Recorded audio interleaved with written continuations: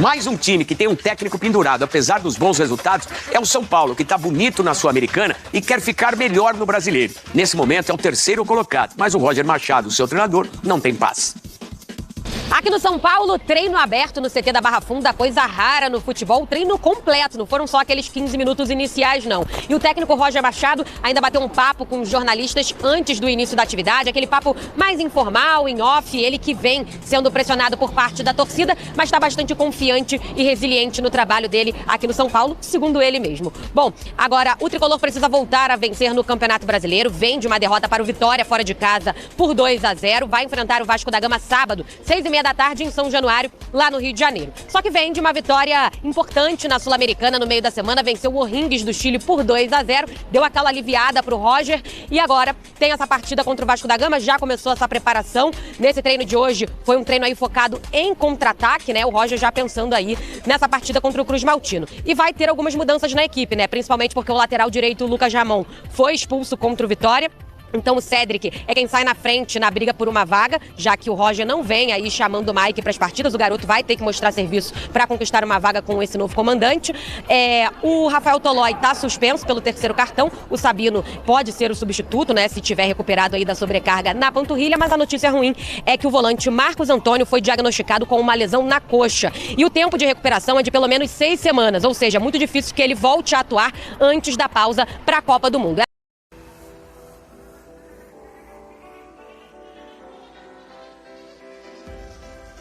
E nesse jogo de amanhã tem uma expectativa do Igor Felisberto ser relacionado para ser o lateral reserva, né? Porque a gente imagina que o Cédric vai começar amanhã, vai lembrar que o Lucas Ramon está suspenso, foi expulso contra o Vitória e cumpre suspensão amanhã contra a equipe do Vasco.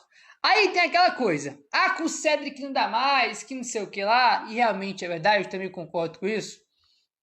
Aí fica aquela coisa, cadê o Mike, que parou de jogar, parou de ganhar oportunidade desde que o Roger chegou, e cadê também o Moreira, que voltou do Porto e até agora não teve nenhuma chance.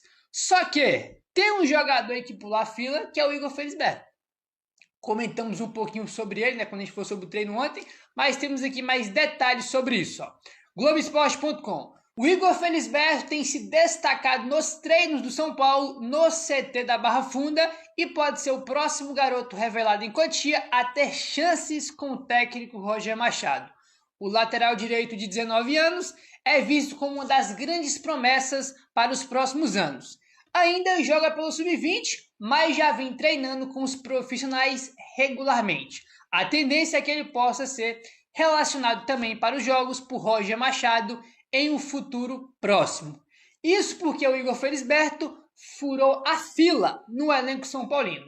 O garoto estaria atrás de Lucas Ramon, Cédric, Mike e Moreira, jogadores mais velhos e com mais experiência.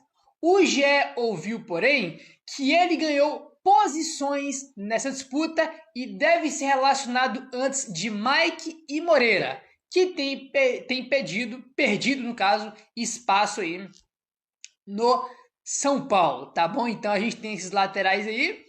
E o Igor Felisberto, que por ele ser um garoto da base, do Sub-20, ele estaria aí atrás de todos esses jogadores, né? Lucas Ramon, o Cédric, Mike Moreira. Então, teoricamente, o Igor Felisberto estava atrás de todos, só que ele tá treinando bem com o Roger, chamando a atenção do técnico, e ele já furou essa fila.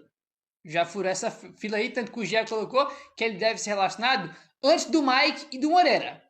E como o Lucas Ramon está suspenso para o jogo de amanhã, a tendência é que a gente tenha Cédric como titular e o Igor Felisberto no banco. O próprio Gabriel Sá traz informação de que a expectativa é que o Igor esteja no banco amanhã, né? Então, vamos aguardar.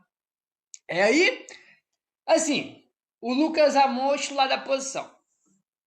O Mike saiu de informação que, né, que tem a parte física, que não está conseguindo entregar nos treinos o que o técnico quer. O Moreira, a gente não sabe o que acontece, porque ele voltou do Porto tem pouco tempo, ele estava machucado quando ele volta do Porto, né, mas segundo informações já está recuperado, então não sei o que acontece com o Moreira, não sei se treina mal, se fisicamente está atrás dos outros jogadores, mas o fato é, Mike e Moreira hoje estão atrás do Igor Felisberto. Falando em qualidade técnica, tá? Em refino com a bola no pé, o Igor Felisberto é até melhor que o Mike, tá? Tecnicamente. São até dois jogadores que são laterais com características semelhantes. Os dois jogadores são jogadores aí que participam mais do jogo ofensivo, com a bola no pé, jogadores aí de construção. Eles não marcam tão bem, tá? Na parte ali defensivo, tanto o Mike quanto o Igor Felisberto tem que melhorar bastante, tá? Mas com a bola no pé, participando ali da fase ofensiva, os dois ajudam bastante. Então, em breve a gente deve ter aí o nosso cria Igor Felisberto ganhando chance, né?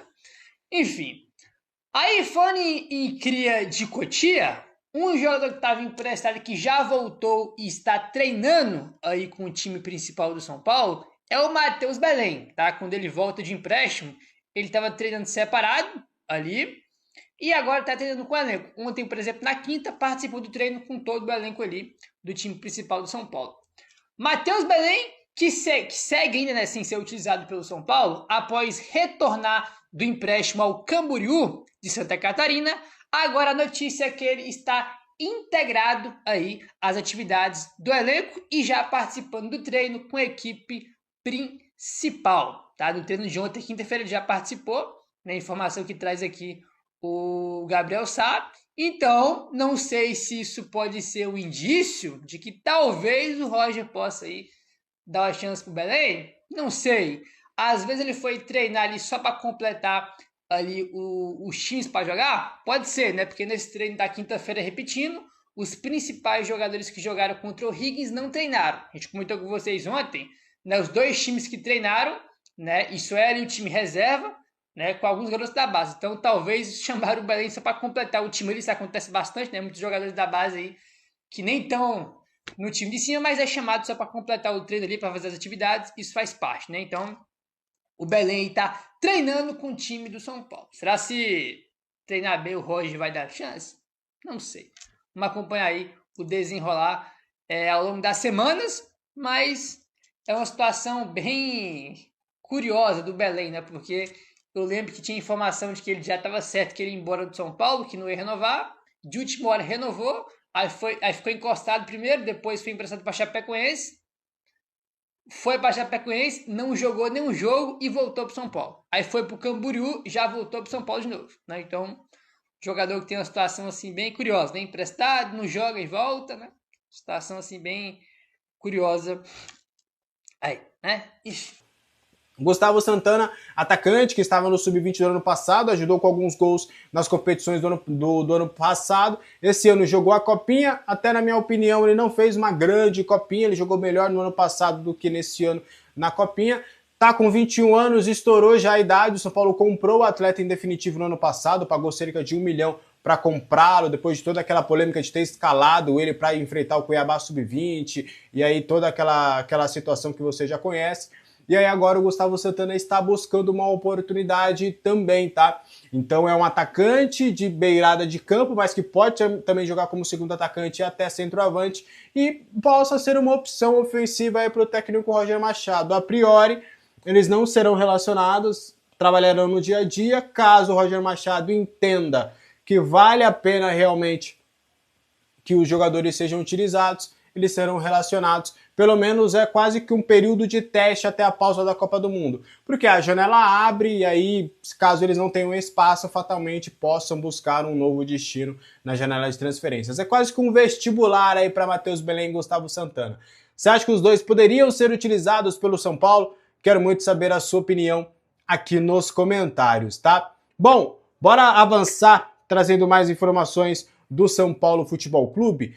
O acordo entre São Paulo e Mondelez, ou melhor, a renovação de contrato tá parada. Eu tenho batido nessa tecla desde o ano passado. O São Paulo, por mais que o São Paulo não queira falar publicamente, evita até falar, não, Alex, não teve reunião, ou a gente ainda tem interesse em renovar o contrato, a gente quer ficar com a Mondelez. Só que o São Paulo, por mais que sim, o São Paulo quer essa renovação de contrato com a Mondelez, o São Paulo tem esse interesse, quer que a empresa converse com o clube para conseguir um acordo bom para todo mundo, só que eu tenho batido na tecla de que, desde o início do ano, de que a Mondelez, através dos contatos que eu tenho na empresa, eles não tem o interesse de renovar esse contrato com o São Paulo para a próxima temporada. Todo mundo vai cumprir o acordo, o combinado, que é o contrato vigente, que é até dezembro deste ano, no contrato de naming rights do estádio do Morumbi, e o São Paulo ganha 25 milhões por ano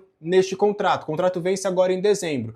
As partes, elas têm uma boa relação. O problema não é a relação entre as partes, é que na visão da Mondelez, por uma série de fatores, eles acham melhor neste momento não investir no futebol. Até do que eu pude apurar com a empresa, a Mondelez entende que, primeiro, teve uma crise do cacau em 2024, onde a empresa passou por algumas divergências, acabou passando por alguns problemas, melhor dizendo, então teve que melhorar, arrumar ali o seu fluxo de caixa, os seus custos, e empresa do tamanho da Mondelez, você demora um pouquinho, alguns anos, né, para você conseguir recuperar esse prejuízo. Então, pô, já imagina por aí, eu já tenho que cortar custos de alguma coisa para me restabelecer. Então, já corta esses custos do estádio do Morumbi. Você também tem, querendo ou não, São Paulo passou por polêmicas na gestão, na reta final da gestão Casares, né? Porque em toda notícia policial, escândalo de camarotes no estádio do Morumbi. Não sei o que, no Morumbis, Morumbis. Então o nome também acabou ficando associado de uma maneira negativa. Por mais que o São Paulo entenda que foi uma grande jogada de marketing, e também realmente foi, acho que só botar um S ali, você faturar 25 milhões foi uma boa sacada, mas já a gestão Casares já tinha notado que as conversas com a Mondelez não iriam para um ponto de renovação de contrato. Então, do que eu tenho, tá? Por mais que há o interesse do São Paulo prioriza a Mondelez, o São Paulo quer que essa renovação com a Mondelez aconteça e dará prioridade em uma conversa para naming rights visando 2027, mas neste momento, do que eu tenho da empresa, agora a gente fugiu um pouco do lado do clube, a Mondelez de fato não quer essa renovação de contrato e dificilmente tem que acontecer alguma coisa muito fora da curva, uma reviravolta bem grande para que a Mondelez tope renovar o contrato. O São Paulo também já tinha estabelecido nas conversas bem embrionárias com a BID, né, que é a BID, né, que é a empresa de carros elétricos, para também se tornar um Morumbi ID ou Morumbid, que seja a nomenclatura, uma conversa bem embrionária, tinha sugerido ali algo em torno de 35 milhões anuais. Então, fatalmente, o São Paulo, se for conversar com a Mondelez, vai tentar barganhar um valor maior. Então, sabe, acho que bem difícil disso acontecer pelo feeling que eu tenho de São Paulo Futebol Clube. Tá bom? O que vocês acham disso tudo? Vocês acham que seria legal conseguir esse contrato, essa renovação com a Mondelez para continuar o Morumbi? Vocês acham que o Morumbi pode ser um BID, um Morumbi ID? Eu quero muito saber a sua opinião aqui nos comentários, tá? Tem bastante assunto ainda para a gente falar e a gente vai destrinchar por alguns setores aqui. Bom, bora falar agora sobre o André Anderson. Você vai lembrar dele, um jogador que jogou no São Paulo em 2022 com o Rogério Ceni. Jogou pouco, na verdade, né? Foram 12 jogos. Ele era meia atacante. O André Anderson, poxa, agora de cabeça eu esqueci, hein? Eu ia tentar lembrar o número da camisa do André Anderson, mas me fugiu a memória. Mas o André Anderson jogou só 12 jogos com a camisa do São Paulo. Ele chegou da Lazio, né, brasileiro, tinha jogado mais lá fora do país, chegou até com um apelido de profetinha, né, que era um mini profeta ali, porque ele parecia na fisionomia e no estilo de jogo com o Hernanes, mas acho que era o 28 o André Anderson, mas de fato dentro de campo ele acabou não conseguindo reunir condições de fato ser um protagonista. O que acontece? Uma informação que foi dada primeiro lá pelo Pedro Lopes do UOL Sport. O São Paulo foi acionado na justiça para pagar 2 milhões de reais em direitos de imagem atrasados ao meio-campista.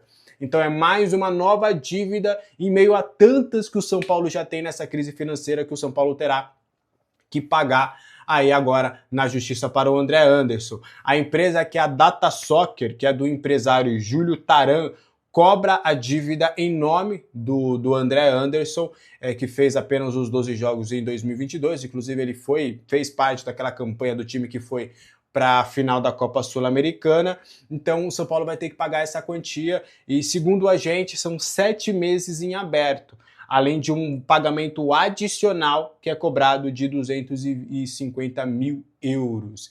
Então é mais uma graninha que o São Paulo terá que pagar aí, desta vez para o André Anderson. Você lembra do André Anderson? Você tem alguma boa história do André Anderson? Você achava na época que seria uma boa contratação? Eu, de fato, achava sim que seria uma boa contratação. Eu sou um cara muito lúdico, né? Mas, de fato, acho que foi também uma das piores contratações aí. E é mais uma com selinho da gestão anterior. Mais uma contratação inexplicável e que acaba não dando certo. Bora continuar. Eu preciso falar agora sobre Júlio Batista, né? E preciso falar sobre Jonathan Calleri. Então a gente já está fechando um pouquinho o vídeo. Vou contar 2 bastidores exclusivos sobre esses 2 assuntos. E existe uma especulação no Rio de Janeiro, não tem nenhuma confirmação, de que o Fluminense estaria de olho em Dorival Júnior, tá? De olho em Dorival Júnior. Aí entra o frisson dentro do São Paulo. Movimento. Se tirar o Roger Machado e se o Roger Machado cair, se o Roger Machado cair,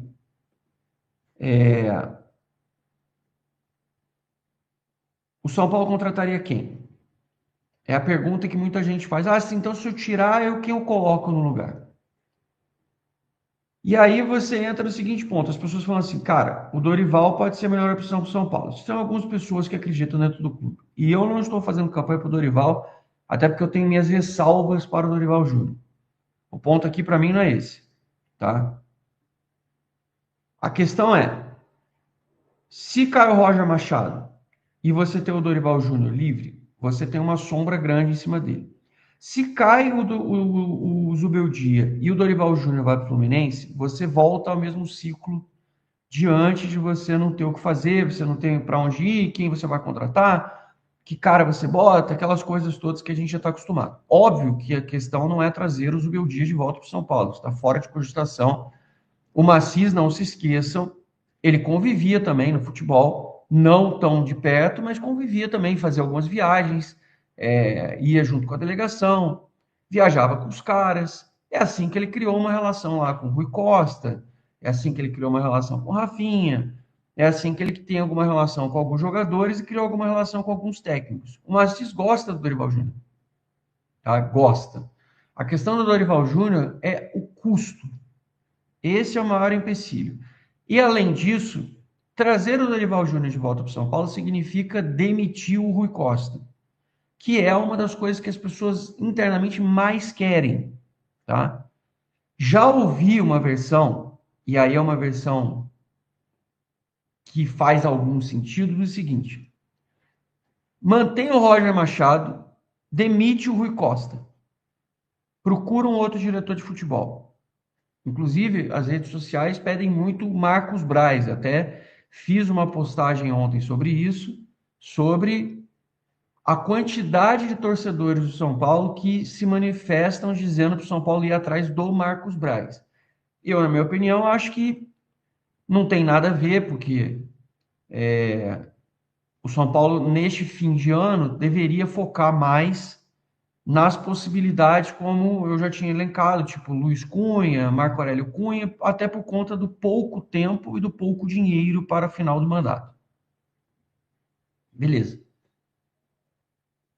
Existe gente que tem a ideia do seguinte: mandamos o Rui Costa embora, enfraquece ainda mais o Roger Machado, que já está dando uma pipocada. Isso é uma coisa que está rodando muito, tá? Que o Roger Machado e o seu staff, eles estão incomodadíssimos com relação a tudo que acontece. O Roger sabe que ele está no holofote. O jogador tem 1 mês de trabalho com o Roger e ele já descobriu que o discurso é desalinhado com a realidade. Aí você olha para o Rafael, por exemplo, que é um dos que sempre fala bem do Roger, ele fica perdidaço na saída de bola. Ele mesmo nem sabe o que fazer e está o tempo todo reclamando com a defesa. Por que tá tudo certo e o cara tá o tempo todo brigando com a defesa e reclamando e perdidaço dentro do campo? Eu estou falando da prática, eu não estou falando do discurso. Discurso, todo mundo pode falar. Eu posso falar, quer me botar de técnico de São Paulo, quer que eu diga? Olha, o São Paulo é um dos maiores times do mundo, igual o Arthur chegou. O Arthur chegou bem, o Arthur foi uma das boas coisas do Roger. O São Paulo é uma das grandes instituições do mundo, é um sonho para mim, eu estou super feliz e quero ser campeão. Beleza, o discurso está aí. E você que gosta de defender e acha que é uma perseguição, pensa, tinha um treino ontem, desmarcaram em cima da hora na terça-feira de noite, sabe por quê? Porque os jogadores estavam todos reclamando de dores. O cara não ia conseguir treinar porra nenhuma. Então, psicologicamente e fisicamente, eles deram descanso para os jogadores para voltar só hoje. Você já viu isso? Folga não prevista. Inclusive, demitiram o Crespo dizendo que o Crespo dava folga demais. Thiago Maia no São Paulo, bora trazer detalhes sobre essa situação. Vou aproveitar também para trazer junto o Romo, volante do Tigres. São dois nomes que a gente pode trazer para vocês. Eu quero tomar muito cuidado para trazer a temperatura correta, tá? Do que a gente tem de informação perante os dois staffs, a gente pode colocar assim. Afirmo que sim, teve contato, teve conversa, procuraram a situação do jogador, dos dois jogadores, mas que neste momento não foi algo tão forte. A temperatura dos staffs é mais de uma expectativa positiva de que são dois jogadores que estão sendo monitorados por um grande clube como o São Paulo para a próxima janela de transferências. Mas quando a gente leva o nome do clube, e a gente sabe, às vezes, conversar com as pessoas para tentar colher plantar o verde para colher o maduro. Então, a gente leva esses dois nomes com uma pergunta um pouco mais, o que a gente tem é isso. Só que foram e foi, não diria negado, mas a temperatura foi completamente diferente por parte do São Paulo. Eu chego, mando mensagem, e o Thiago Maia? Tem conversa mesmo? Eu tô aqui com essa informação que eu consegui e tudo mais, tal. Não temos conversas. O que teve, a gente procurou saber detalhe, monitoramento normal de mercado. O São Paulo, a cada dia, a cada semana, monitora cerca de vários jogadores que estão em reta final de contrato para começar um namorinho, para quem sabe daqui a pouco contratar. Então daí disso o Thiago Maia vir e o Rômulo também, aí são outros 500. Então do que eu conversei com uma fonte do São Paulo, esses dois nomes agradam. Já foram tentados em outras oportunidades, tá? O do Thiago Maia eu sabia que foi na época que ele estava no Flamengo, com o Dorival Júnior ainda no comando. O São Paulo tentou ali uma contratação, só que aí o São Paulo não conseguiu, o Flamengo não quis a liberação, o São Paulo acaba fechando com o Bobadilla. Era bem capaz, se o São Paulo tivesse fechado com o Thiago Maia naquela época, o São Paulo não teria fechado com o Bobadilla. E o São Paulo queria pagar algo em torno de 10, 15 milhões de reais naquela época, e foi basicamente o mesmo preço que pagou no Bobadilla. E o Rômulo, São Paulo monitora há um bom tempo, é um nome que está ali no scout, que está no monitoramento, mas que, pelo menos por agora, me garantiram assim que, cara, essa temperatura aí que pode ter passado para você é bem mais frio do que parece. Então não tem nada concreto nesse momento, até do que foi me falado. Alex, a gente ainda não planejou nada da janela de transferências, a gente está monitorando nomes, monitorando peças, para entender de fato quais serão as necessidades do elenco e qual será a nossa capacidade financeira para fazer qualquer tipo de contratação.